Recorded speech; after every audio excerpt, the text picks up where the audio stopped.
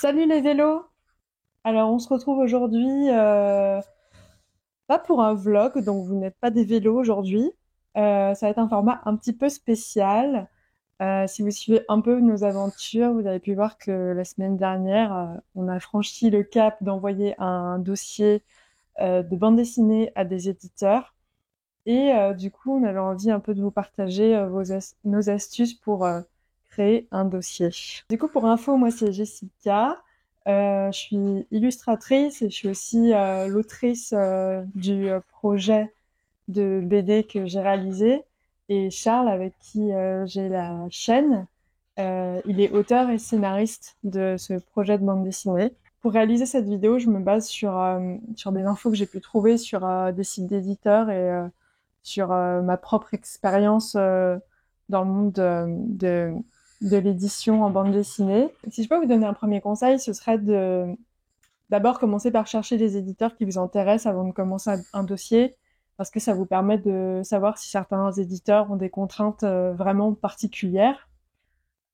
Souvent, il n'y a pas de contraintes, mais ça arrive parfois qu'il y ait un nombre de pages imposées ou une façon d'envoyer via Drive, par exemple, qui est imposée, ou alors un poids de fichier. Et ça, c'est un peu la difficulté quand tu fais un fichier avec des images et tout, d'avoir un fichier qui respecte un poids précis. Dans mon cas, j'ai fait une version, on va dire, un peu longue du dossier, vraiment bien présenté avec un sommaire, avec des pages de garde. Mais j'ai aussi prévu une version plus courte de seulement 15 pages pour des éditeurs en particulier qui voulaient un peu moins de pages ou des fichiers moins lourds. Ce que je vous conseille, c'est d'avoir une première page d'introduction qui va dire beaucoup de choses sur votre projet, mais de façon assez synthétique. Donc déjà, commencez par avoir un premier résumé de votre bande dessinée qui va tenir en un paragraphe ou deux, qui permet très rapidement de comprendre l'histoire. Ensuite, de faire une partie où vous expliquez quels sont les enjeux et les grandes thématiques soulevées par votre récit. Et puis finalement aussi, moi j'aime bien faire différents points dans lesquels j'annonce le nombre de pages que je prévois de faire pour ma bande dessinée, euh, quel est le format envisagé, quel est le stade du projet, est-ce que j'ai déjà créé un découpage par exemple, ou combien de pages j'ai déjà pu dessiner. Dans cette partie, vous pouvez aussi mettre, ça c'est très important, quel est le style de votre récit. Est-ce qu'il s'adresse à un public en particulier, donc déjà jeunesse, adulte, et ensuite est-ce que vous ciblez un type de personne en particulier avec ce récit. Aussi, si vous envisagez d'autres tomes, ça peut être intéressant de l'écrire à cet endroit-là. Viennent ensuite les pages d'introduction à l'univers. Donc ce que j'appelle l'introduction à l'univers, ce sont déjà les pages qui introduisent les personnages, donc surtout les personnages principaux.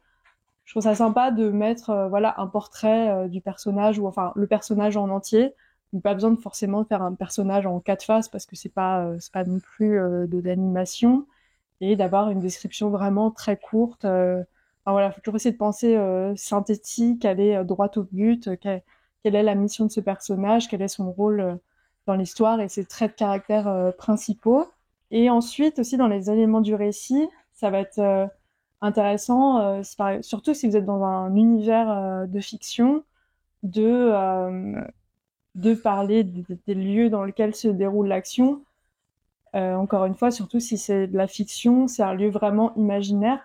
Ça peut être intéressant d'en parler à ce moment-là, avec une image, un texte très court.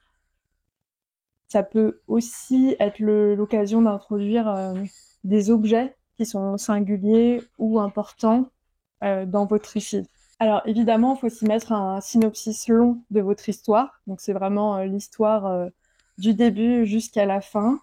En général, ce qu'on voit sur les sites des maisons d'édition, c'est qu'il faut que ça tienne en à peu près 1 à 4. Après, c'est sûr que ça dépend de la complexité de votre histoire. Pour certaines histoires, ça va être beaucoup plus facile de tenir sur ce A4. L'idée, c'est vraiment d'être, encore une fois, synthétique, de pas rentrer forcément dans tous les détails de l'histoire, ne pas forcément tout dire. L'idée, c'est vraiment de comprendre le début, la fin et le déroulé qui permet d'aller du point A au point Z. Ce qui est aussi assez important sur ce synopsis, c'est d'essayer de ne pas écrire comme si c'était un roman. Faut vraiment pas écrire de façon romancée, faut écrire de façon claire et directe. Évidemment, dans un dossier d'édition en bande dessinée, il faut mettre quelques planches terminées. Donc vraiment avec l'ancrage, la mise en couleur et les textes. Ça permet évidemment de voir votre style graphique, mais aussi votre capacité à scénariser, à découper et avoir un discours qui est clair.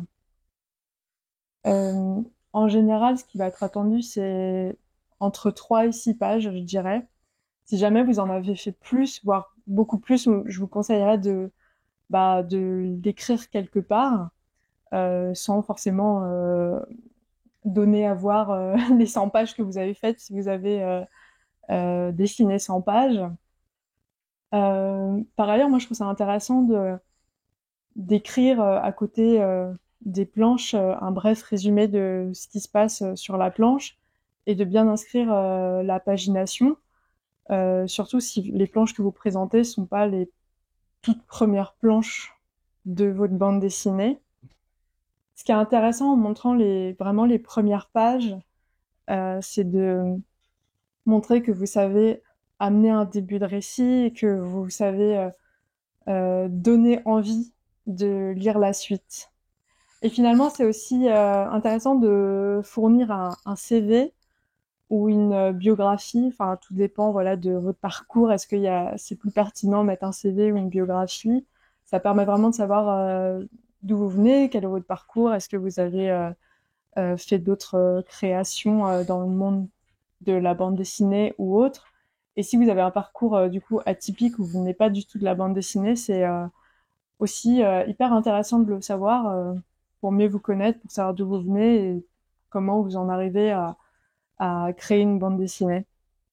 Et n'oubliez pas surtout de bien indiquer vos coordonnées sur le dossier, de bien les remettre en page d'introduction, à la fin et dans le mail que vous envoyez. Ensuite, pour ce qui est du temps de réponse des maisons d'édition, il y en a beaucoup qui vont indiquer sur leur site qu'elles sont complètement overbookées, qu'elles reçoivent tous les jours 10 propositions de bandes dessinées. Souvent, les maisons d'édition indépendantes vont mettre évidemment plus de temps à répondre parce que il y a moins de personnes dans la structure, donc tout prend beaucoup plus de temps. Et certaines vont même pas pouvoir vous répondre si elles ne vous souhaitent pas dans leur catalogue. Et si je peux vous donner un dernier petit conseil aussi, avant d'envoyer vos manuscrits un peu partout, ça peut être intéressant de penser à protéger votre création et de déposer par exemple une enveloppe solo ou auprès de la SACD pour créer une protection autour de l'œuvre que vous avez créée. Donc n'hésitez pas à vous informer sur les solutions qui existent. Ce sera tout pour moi aujourd'hui. J'espère que ça vous aura aidé, que ça vous aura donné des pistes. N'hésitez pas à commenter si vous avez des choses à rajouter ou des questions sur ce sujet-là. Bon courage du coup si vous cherchez des éditeurs et si vous créez votre BD. On lâche rien.